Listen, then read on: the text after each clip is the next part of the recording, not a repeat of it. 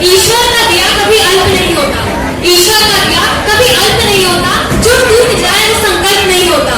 और विकारों को अपने से दूर भी रखना, क्योंकि संस्कारों का कोई विकल्प नहीं होता, संस्कारों का कोई विकल्प नहीं होता। आदरणीय अध्यक्ष महोदय, सम्मानित मंच, श्रेष्ठ निर्णायक मंडल एवं प्रबुद्ध समाजजनों, मैं अनन्या अग्रवाल आज युवा पीढ़ी को समाज और संस्कारों से कैसे जोड़ा जाए इस विषय पर अपने विचार रख रहे हैं।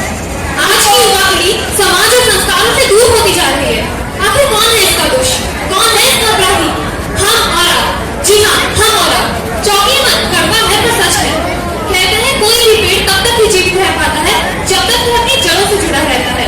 समाज में व्यक्ति की जड़ें हमारी संस्कृति होती है। संस्कृति में व्यक्ति कटी डोर की पतंग के समान होता है, जो उड़ तो रहा होता है मगर उसे ये नहीं पता कि वो कहाँ जाएगा। कहते हैं जैसे संस्कार और संस्कृति होती है वैसा ही समाज होता है। विश्व की प्राचीन भारतीय संस्कृति के मूल आधार है अहिंसा, परमो धर्म, सत्यमेव जयते, वसुधैव कुटुंबकम, सर्वे भवन्तु सुखिनः। भारतीय संस्कृति ने सदैव स्वयं से पहले पर को महत्व दिया है। समाज कल्याण के लिए दधीची ने अपनी हड्डियां त्याग दी। राजा हरिश्चंद्र जिन्होंने प्रतिज्ञा पालन के लिए अपना सर्वस्व बलिदान कर दिया। ये उदाहरण भारतीय संस्कृति और सभ्यता के परिचायक रहे हैं। इसीलिए भारत को विश्वगुरु कहा जाता था। लेकिन आज समाज का अधिकांश युवा आधुनिकता की अंधी दौड़ में अपने संस्कार और संस्कृति को भुला चुका है। अब बच्चे बड़ों के पैर छूकर आशीर्वाद लेने में संकोच करते हैं। माता पिता को सम्मान देने के बजाय उन्हें वृद्धाश्रमों में छोड़ देते हैं। त्योहारों पर जहाँ लोक संगीत और लोक संस्कृति देखने को मिलती थी, आज उनकी जगह ऊंची आवाज में कान फोड़ू डीजे ने ले ली है। पड़ोसी पड़ोसी को नहीं जानता, बेटा बाप की नहीं मानता। सोशल मीडिया पर 5000 दोस्त है, परंतु वास्तविक जीवन में भाई से बोलचाल पर।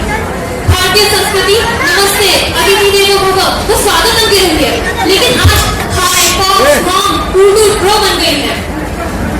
भारतीय संस्कृति हाय, पॉक्स, मॉम, टूडू और ब्रो की बन गई है। भावनाएं केवल सोशल प्लेटफॉर्म पर लाइक, कमेंट, शेयर कर व्यक्त की जा रही है। फोन स्मार्ट हो रहे हैं, सिटी स्मार्ट हो रही है, लेकिन आदमी संवेदनहीन हो रहे हैं। युवाओं की सोच में परिवर्तन हो, इसके लिए हमारी सरकारों और शिक्षाविदों का आगे आना होगा। नई शिक्षा नीति में नैतिक शिक्षा का अनिवार्य किया जाए, ताकि हमारा युवा अपने संस्कार और संस्कृति की ओर वापस लौट सके। हमें वातावरण को बदलना होगा। युवाओं को इस बात का एहसास दिलाना होगा कि उनके जीवन का मूल लक्ष्य क्या है, जीवन का ध्येय क्या है, जीवन का उद्देश्य क्या है। कहते हैं कुम्हार मिट्टी को जैसा आकार देता है वैसा ही घड़ा बन जाता है। इसीलिए प्राचीन महापुरुषों और उनके आदर्शों की कहानियां बच्चों तथा युवाओं को पढ़ने के लिए दी जानी चाहिए। इसी से उन्हें नैतिक शिक्षा तथा श्रेष्ठ जीवन मूल्य मिलेंगे। उन्हें भारतीय संस्कृति के मूल सिद्धांतों से परिचित कराया जाए। जरूरत है पेरेंट्स और समाज युवाओं को साथ लेकर ऐसे आयोजन करे जिससे युवाओं में अच्छे संस्कारों का निर्माण हो। युवा संस्कारित होंगे तो देश का भविष्य उज्जवल होगा, समाज का भविष्य उज्जवल होगा। और अंत में मैं यही कहूंगी कि मुश्किल राहें भी आसान हो जाती है, मुश्किल राहें भी आसान